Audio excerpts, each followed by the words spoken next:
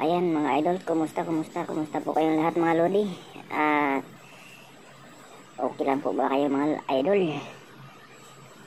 Sa ngayon po mga idol, ito po yung aking premierong sampa ko po mga idol. International mga idol, oh. Pinatira kagad ako ni Chief Engineer ng cabinet mga idol. Lalagyan daw po ng mga special tools o kaya yung kanilang mga test kit. Okay. At syempre, pinasukatan sa akin yung mga dating cabinet doon mga load sa loob ng engine control room. Kasi raw, masyadong maliit. Kailangan kong dugtungan. Ganon din yung sukat, ganon din yung size, ganon din yung tangkad, yung taas ng cabinet niyan mga idol. Siyempre yung ginawa ko mga loads, agad ko naman sinukatan at nili-out. Ayan. At ito na nga mga idol. Yan, naka-layout ko na yan mga idol. Inaano ko na lang, pinupull weld ko na lang yan mga idol. Ayan. Pinahuli ko yung frame, puro mga patungan lang muna yung binuo ko para mabilis yung trabaho mga idol. Tapos yung frame nya, isinalpa ko na lang. Kaya hindi nabutan ng isang araw mga idol, buo na. Kabit na nga sana yan mga lodi, kaya lang ang problema, pagkatapos kong asimbolin yan, pintura pa, matagal magtuyo yung pintura mga idol Si Oiler yung nagpintura niyan mga idol. Kasi pagkatapos kong asimbolin, ayan, nilinisan ko na rin kaagad. Tapos gipa-primeran kay Oiler, tapos pinapinturahan. Ngayon, pangalawang coating mga idol, ako na yung nagpinis pintura. Tingnan nyo yung mga lodi, binabaliktad ko na lang. Siyempre, sanay tayo sa mga trabahong pangmalakasan, kaya just basic yung mga trabaho na ganyan yung mga lodi. Akala ko, trabaho dito sa barko, umuon piping ba, may mga ganito rin pala. Just basic. Hindi man lang tumulo yung pawis ko dyan mga idol. Tingnan yung mga lodi. Yan. Ito yung pagkatapos kong i-full weld dyan mga idol, yan, nililinis ko na lang mga idol para pa-primeran kay Oiler mamaya. Lilinisan lang natin muna.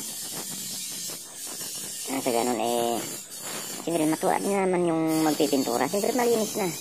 Hindi na siya maglilinis. Pagkatapos natin weldingin yan, tingnan nyo mga idol, pinatayo ko na. Yan na yung posisyon niya. Gagawan ko pa ng pinaka-barandilya yan mga idol. Pinaka-barandilya niya para hindi mahulog. Tingnan nyo mga idol, i-fast forward ko na hindi naging sama yung pagpintura ni Oiler mga idol. Hindi ko na rin sama yung pintura. Kabit na yan mga idol. Naka-fix na yan sa wall. Metal screw ko yan mga idol sa wall. Tapos dinugtong ko yan sa dating cabinet mga idol.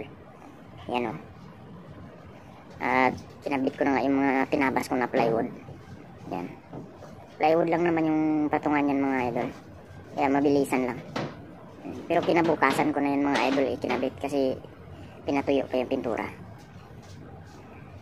Ayan Tuwan-tuwa si Chief Engineer kasi saglit ko lang ginawa. Siyempre naman pang malakasang trabaho. Tingnan niyo mga idol yan.